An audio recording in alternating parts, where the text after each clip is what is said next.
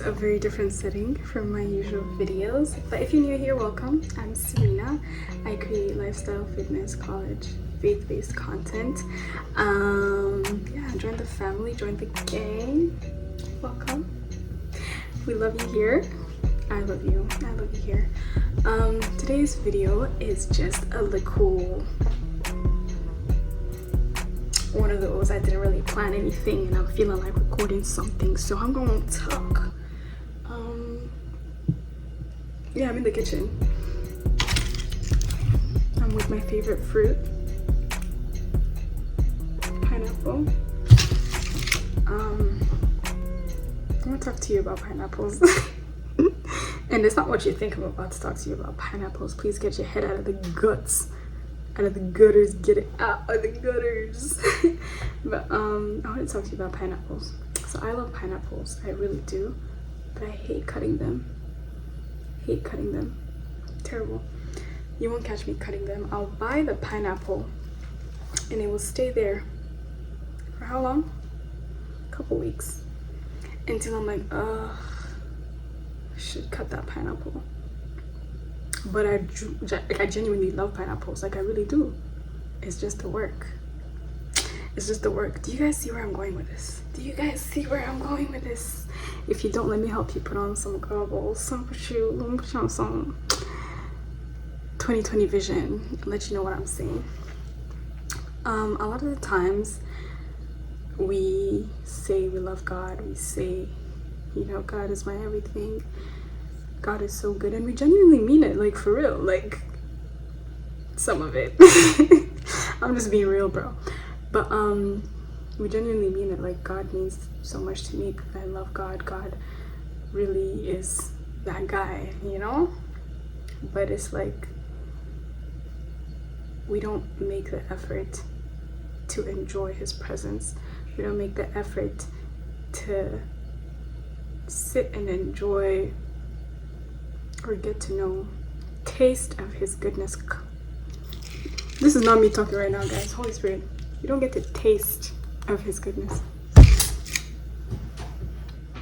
My mind is also blown. But yeah, so in this sense, it's like overcoming that nature of wanting to, of loving something, but also not putting in the effort, because it's like, to what extent do you love this thing, or how much do you love God? How much does it mean to you that you love God? Because one thing about me, I'll actually be craving pineapples during those 2 weeks that I'm not cutting it. I'm in my room and I'm like, oh, I really wish I could eat pineapple right now, but I look at it and I'm like, oh, I have to cut it.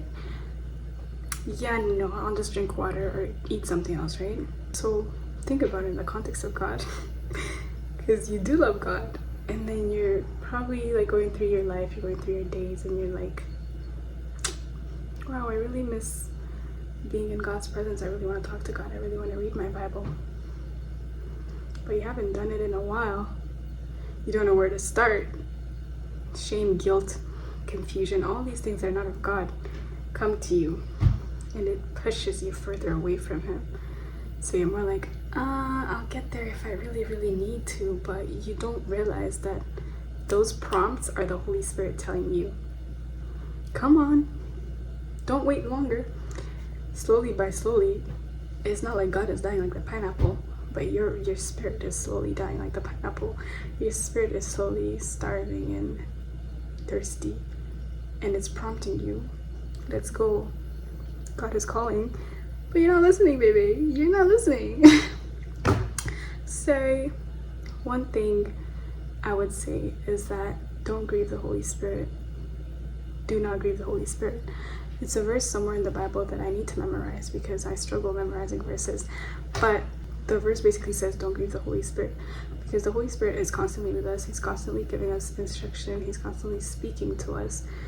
And it's our choice to listen and to act accordingly, or ignore, or listen and not do anything.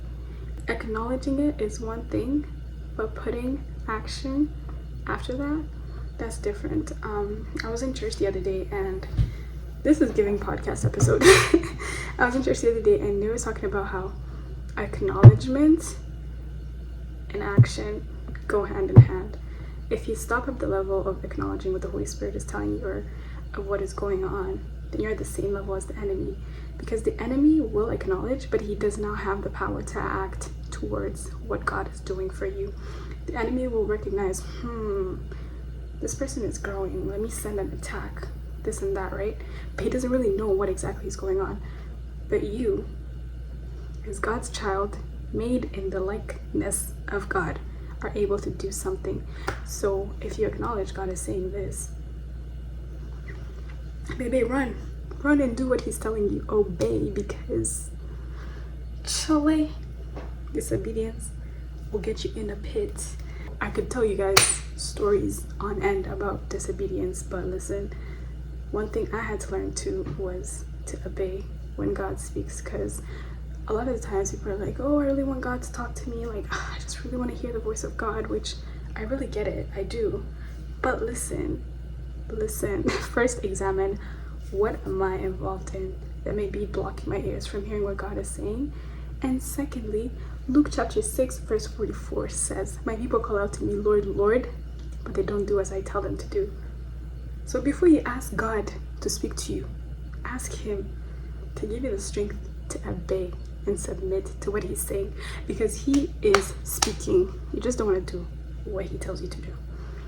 So guys, I had to learn that the hard way. I had to hardwire that into my brain and be like, if God says, God, let not my will but yours be done in my life. Because me personally, I don't have knowledge of how things here work. I have some knowledge, but that's this much compared to what God has. So how did we get here again? Pineapple. If you're craving it, clearly something's missing. Clearly you actually need to get it in. So don't wait for it to get bad for you to go. Literally don't wait for it to get... Can it be more simple, guys? Can it be more simple?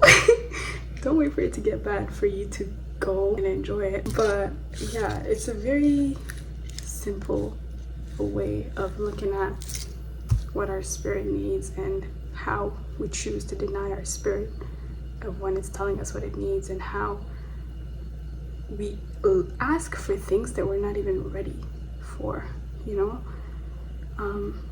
When what is given to us, we don't even know how to handle.